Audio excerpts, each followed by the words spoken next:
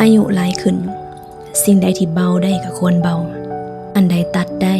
ก็หิบตัดไวๆเฮาบ่ได้มีเวลาอยู่ในโลกใบนี้ตลอดไปบางสิ่งในชีวิตถ้ามันหนักหน่วงหรือถ่วงเฮาก็อย่าไปให้สิทธิ์มันอยู่ในใจเฮาดนจนเกินไปชีวิตคนเฮาคือการเดินทางบ่แม่นการแบกทุกอย่างไว้ตลอดทาง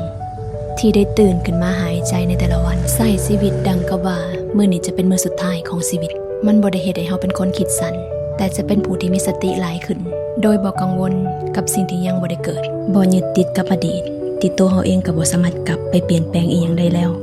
แปลกแต่จริงความแน่นอนคือความบ่แน่นอนบางสิ่งบ่น่าเชื่อแต่มันก็เกิดขึ้นได้เสมอเฮาจึงบ่จำเป็นต้องย่านไปก่อนที่บอกว่าอยู่กับสติแปลว่าอยู่กับความเป็นจริงพร้อมรับมือกับการเปลี่ยนแปลงของชีวิตทุกๆด้านคนรอบตัวจะเปลี่ยนไปแบบใดเฮาก็เป็นเพียงแต่ผู้เบิ่งบ่มีสิทธิ์ตัดสินไผอยู่และยอมรับว่าทุกสิ่งมันมีการเปลี่ยนแปลงทุกอย่างก็ย่อมเปลี่ยนไปตามกาลเวลาถ้าบ่ปรับที่เฮาและเฮ็ดใจให้เบาขึ้นปัจจุบันเฮาจะหาความสุขในชีวิตได้ยากชีวิตพวกเฮามันสั้นและเฮาก็มีเวลาได้หายใจในโลกใบนี้อีกบ่ดนสิ่งใดที่เคยมีเคยได้สุดท้ายก็ต้องคืนสู่โลกอย่าไปใช้ชีวิตในโลกใบนี้ให้มันรู้สึกยากและซับซ้อนขนาดนั้นลองใช้ชีวิตแบบเบาๆลองเบิ่งบางทีความสุขมันอาจจะบ่ได้ต้องการสิ่งใดที่มันยิ่งใหญ่แค่ลมหายใจที่มันแผ่วเบารับรู้สิ่งต่างๆหน่อยลงแล้วกลับมาอยู่กับความรู้สึกของตัวเองให้หลายขึ้นความสุขที่แท้มันบ่ได้อยู่ที่เฮามีเท่าใด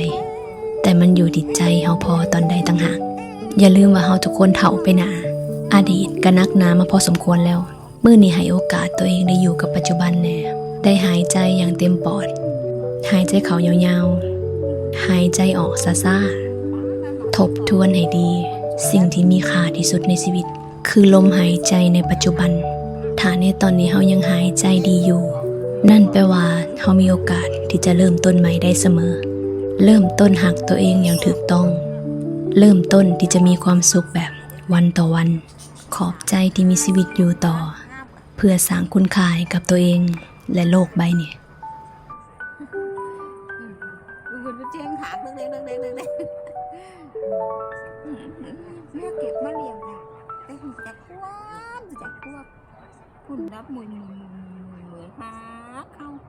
เอินหาจะสิเล็กดุยมาหา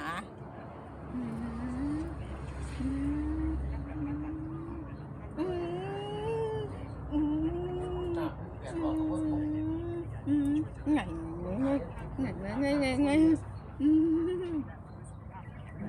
ไก่แล้วค่ะเดี๋ยว